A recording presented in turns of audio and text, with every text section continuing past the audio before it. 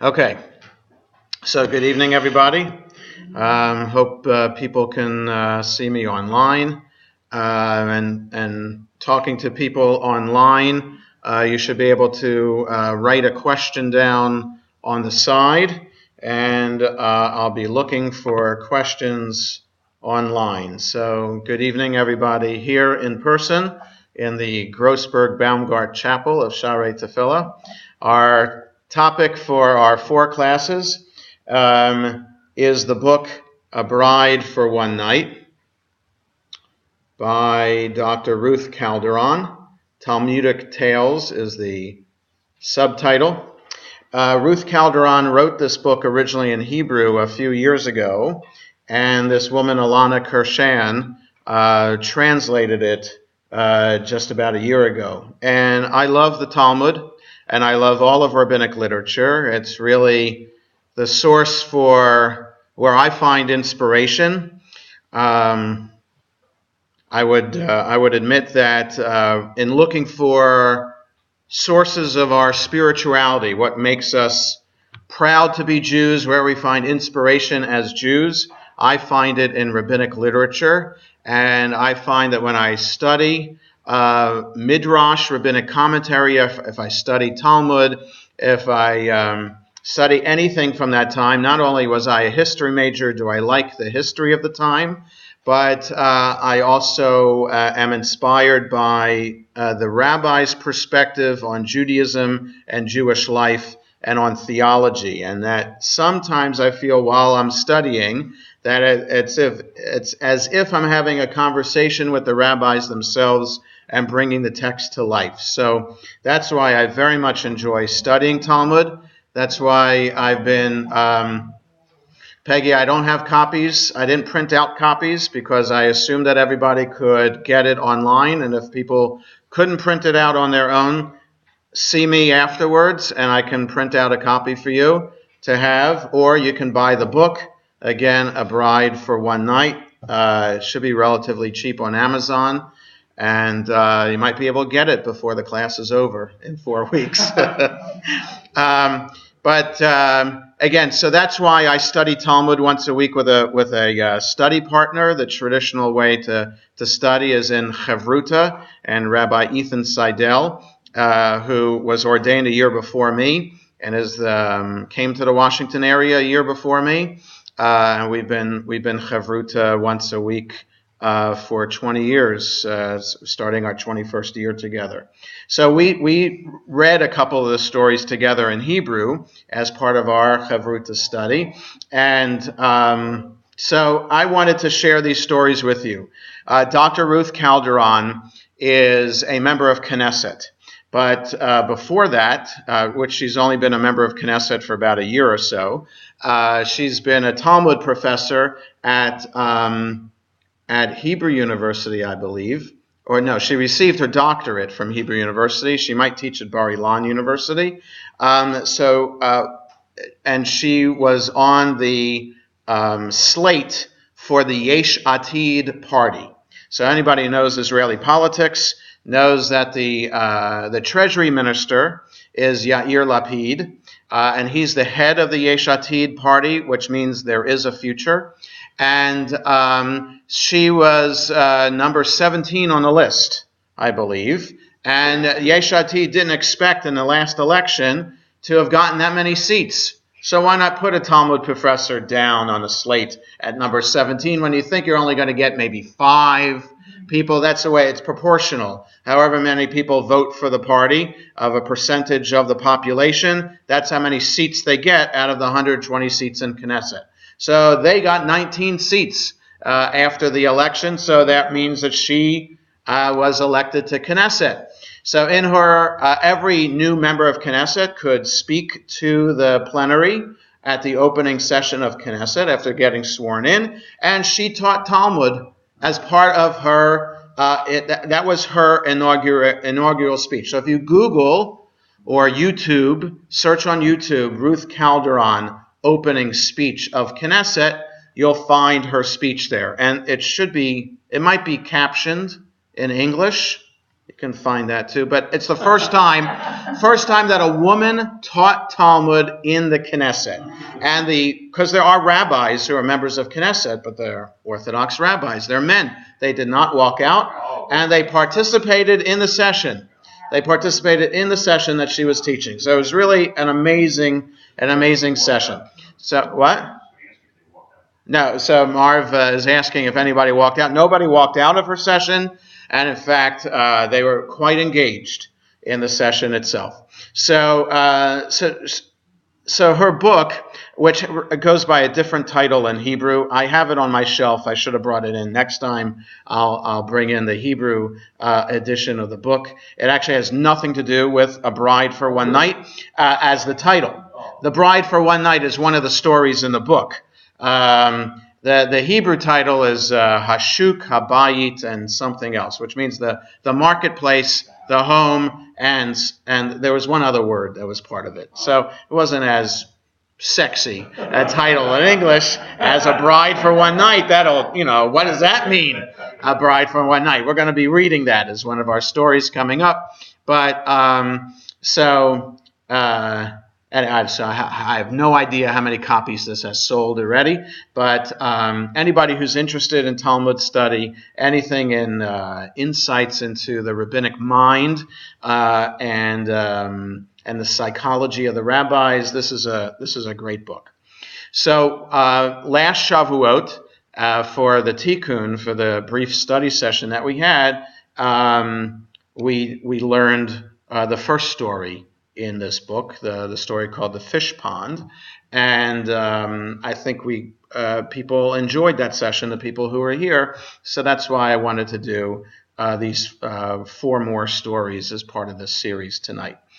Okay, one other thing we should know about the Talmud, not all these stories are from the Talmud itself, but they are from rabbinic literature. What we know about rabbinic literature is that it wasn't written down at the time. So that whether it's rabbinic commentary, Midrash, or the Mishnah, which is the first collection of Jewish law, edited in the year 200 CE, so 1800 years ago, or it's the Talmud, it's more accurately the Gemara, from 200 until 500 CE, Mishnah, Gemara together make Talmud. So the Mishnah was edited. That was written down in 200. But what was written down were oral comments and traditions up until the year 200. What was written down in the Midrash is what people remembered from the rabbi's sermon on Shabbat, or from the Rabbinical Academy that was then edited by someone or a committee into the form that we have today. So, edited versions of texts are usually abridged, outline form. However you take notes, however you took notes in high school or college, you can barely read those notes yourself, right? So imagine if somebody else is reading your notes after the fact, how difficult it is to read somebody else's notes. They weren't taking notes. These are oral notes. And so there were some people in the Rabbinical Academy whose job it was to remember what happened that day in class. They're the human tape recorders. Some people who have photographic memories were assigned the task of remembering exactly what happened. And so let's say, Julian, you were assigned the task to remember what happens on Monday in class. And David, your job is to remember what happens on Tuesday in class. So that on Wednesday, the person teaching the class said, what did we do in class on Monday about this topic? You'd remember without thinking, without adding any of your own editorial comment to what you're saying, Julian. You would repeat verbatim exactly what happened. That's how the tradition got carried forward from one generation to the next. So you can see how difficult it was to maintain that tradition, and also how important it was to write it down. So why wasn't it written down at the time? What would be a reason? What would be some religious... Paper was expensive. So Barbara is saying that so it could be purely practical point of view, why wasn't it written down? Because paper was expensive, because there was no paper. It was papyrus or some other kind of parchment, which was very expensive. That's one idea. But what's another religious idea for writing it down? What would it be compared to? What's written down? What was the one written down thing that they had? It would be compared to the Torah. Torah is the only thing they had written down. So if they were to write down what they learned, some people would think, oh, who do the rabbis think they are? What they're doing is as important as the Torah. So that's why they didn't write it down. So it was written down finally in the year 200, because finally the Jewish community at that point was under such stress from the Roman Empire, and people had started leaving in droves, that Rabbi Yehuda Hanassi, the chief rabbi in Israel around the year 200, said, you know what, before everybody leaves, and before we forget everything, got to write it down. So he decided as the chief rabbi that it was okay to write it down. Same thing 300 years later in Babylonia, 200 years later in Israel. That's why there are two editions of the Talmud. The Jerusalem Talmud, as it's called, sometimes called the Palestinian Talmud, and in the year 400, and the Babylonian Talmud in the year 500. Finally, another transition in Jewish history at that point where they decided it's just time to write it all down again. So because it's written in cryptic form, it's difficult to really follow the course of the discussion, which is why for most of, especially in the Talmud, you have commentaries on the side of the page that maintain a tradition of how that particular section was traditionally understood, and to help translate words and offer insight into the text. So especially for the legal sections of rabbinic literature, that's how the cryptic nature of the edited text itself could be understood.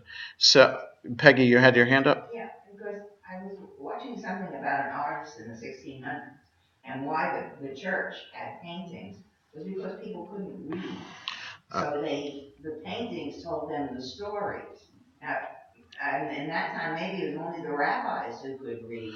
Okay, so Peggy is suggesting that in the Christian world, in the Middle Ages, paintings, one purpose of art in the Middle Ages is to help the illiterate population understand the stories. And most art in the Middle Ages were of a religious theme. You'd find them in churches and other places. So it would be either the sculptures in the cathedrals or the paintings themselves in palaces and castles, etc. All of them have religious themes, and that way they told a story.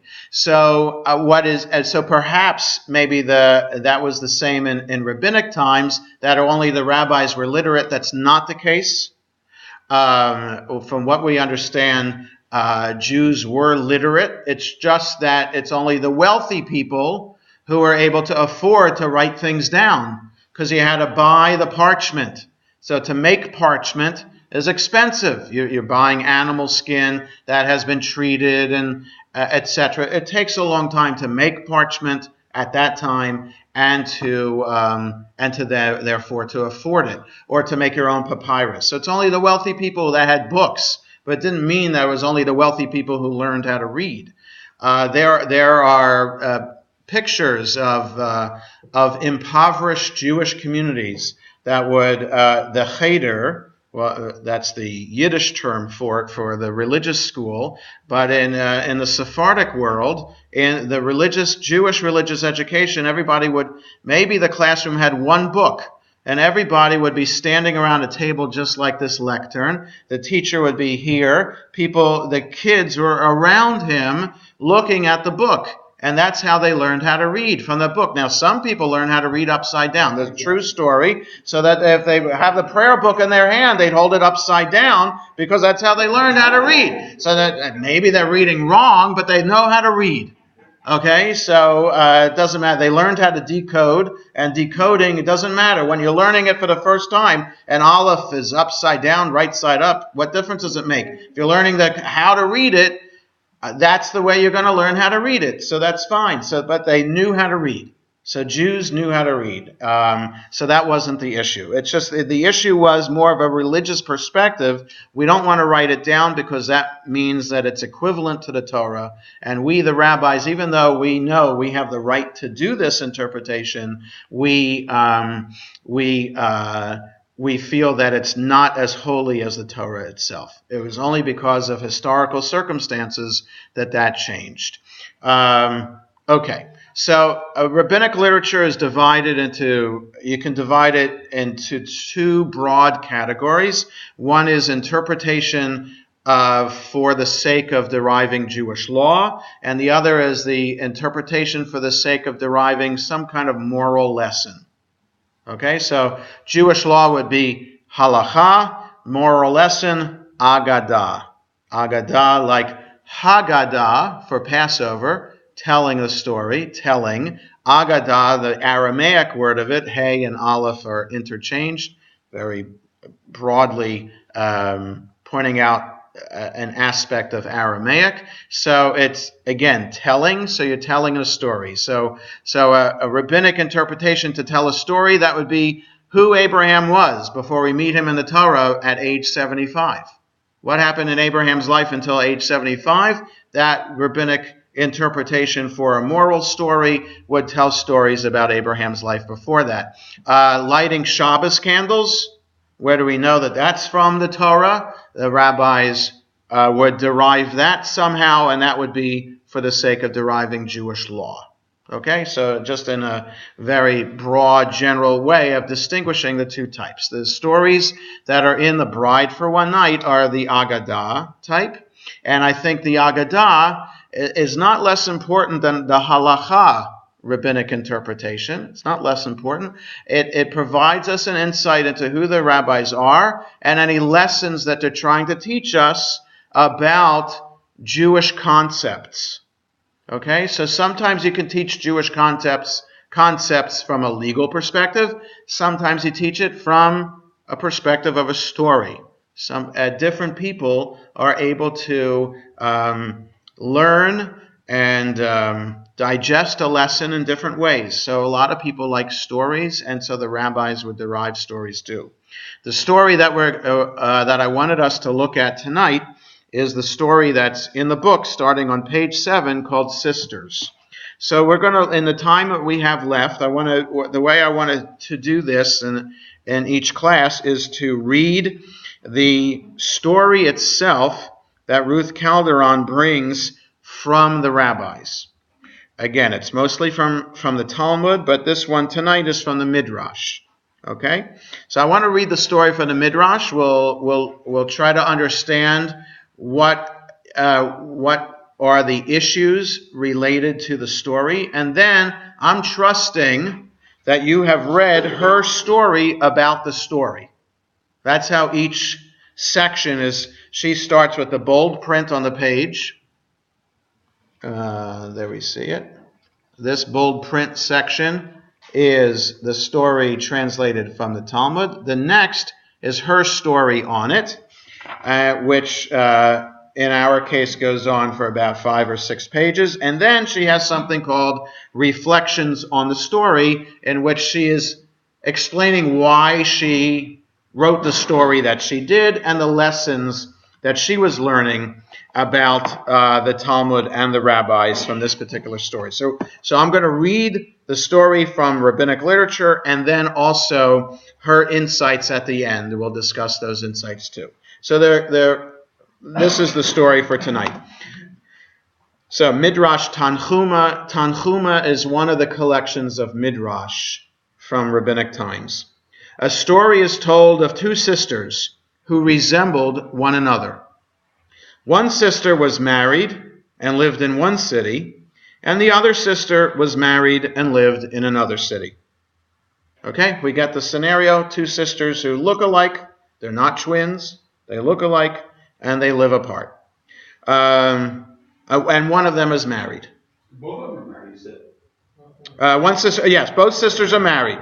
Yes, thank you, Julian. Both sisters are married and live with their husbands apart from each other. Okay? The husband of one of them grew jealous of his wife and wanted to bring her to Jerusalem to drink the bitter waters. Okay, what does that mean? Yeah, so Adriana said it's sota, and I'm going to explain the sota in a minute. But there's a ceremony that's ordained from the Torah of if a husband suspects his wife of infidelity, he can bring her